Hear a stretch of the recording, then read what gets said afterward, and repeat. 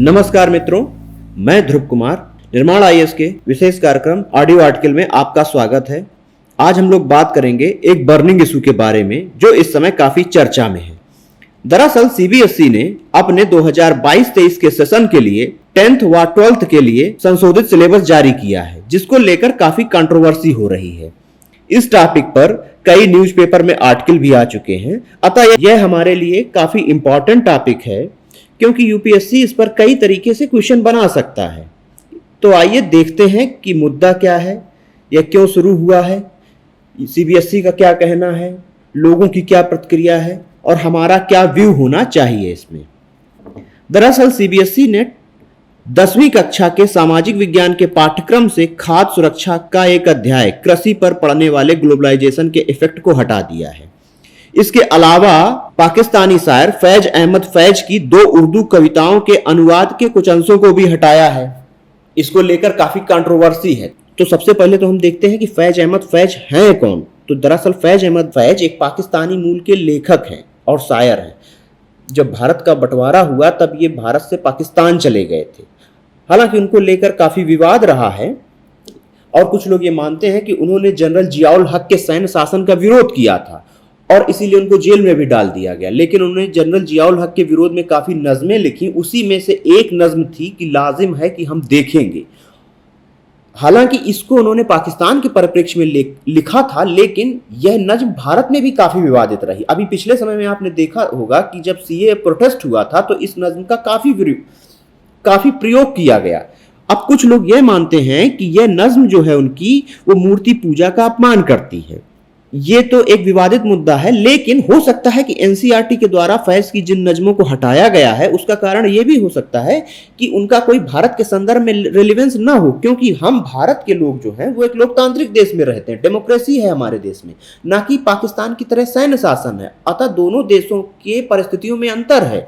इसलिए हो सकता है कि सीबीएसई ने फैज अहमद फैज की नज़्मों को हटा दिया हो। इसी प्रकार सीबीएसई ने कक्षा 11 के इतिहास के पाठ्यक्रम से इस्लाम के उदय और अफ्रीका व एशिया में उसके प्रसार नामक अध्याय को भी हटा दिया है। इस अध्याय में अफ्रीका व एशियाई क्षेत्रों में इस्लाम के उदय, प्रसार और उसके प्रभाव के बारे में डिटेल में बताया गया था। हो सकता है सीबीएसई को यह लगा हो कि यह टॉपिक बच्चों के लिए उतना रिलेवेंस नहीं है कि आज के समय में बच्चे अफ्रीका और एशिया में इस्लाम के प्रसार को जाने। वहीं सीबीएसई के द्वारा कक्षा 12 के इतिहास के पाठ्यक्रम में शामिल द मुगल कोड नामक अध्याय को भी हटा दिया गया है, जिसमें मुगलों के इतिहास, समाज, धर्म, संस्कृति के बारे में काफी डिटेल में बताया गया था। वैसे भी समय समय पर एक विवाद उठता रहा है कि भारत का जो इतिहास है वो मूल रूप से दिल्ली सेंट्रिक इतिहास है और हमारे यहाँ जो इतिहास है उसमें जो है साउथ इंडियन हिस्ट्री या नॉर्थ ईस्ट की हिस्ट्री को उतना नहीं बताया जाता है। जैसे कि आप अगर एनसीईआरटी की पुस्तकों में जितना स्थान मुगलों को दिया गया है उतना दूसरे शासकों को नहीं दिया गया है, जैसे कि चोला, राजपूता, अहोम आदि के बारे में। आप ये भी देखेंगे कि साउथ इंडियन हिस्ट्री या नॉर्थ ईस्ट इंडिया की हिस्ट्री को पर्याप्त स्थान नहीं दिया गया है। इसीलिए कई सारे विचारक इस बात पर बल देते हैं कि दूसरे साम्राज्यों को भी पर्याप्त स्थान दिया जाना चाहिए। इसी प्रकार यह भी कहा जाता है कि आधुनिक भारत की पुस्तकों में क्रांतिकारियों को पर्याप्त स्थान नहीं दिया गया है। इसीलिए ये विवाद समय समय पर उठता रहता है कि एनसीईआरटी की सिलेबस को चेंज किया जाना चाहिए।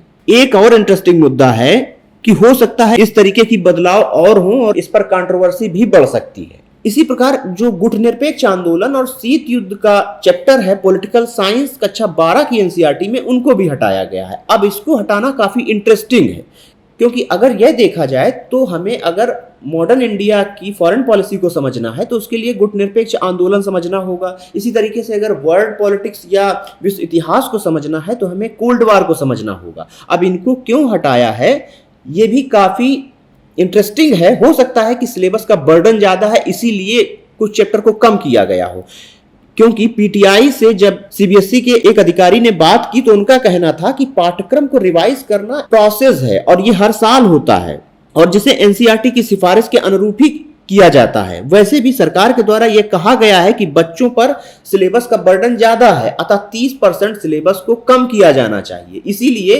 सीबीएसई हर साल कुछ न कुछ चैप्टर कम कर रही है। अब जो चैप्टर कम कर रही है वो कितने रेलिवेंस है नहीं है इसको लेके विवाद हो सकता है।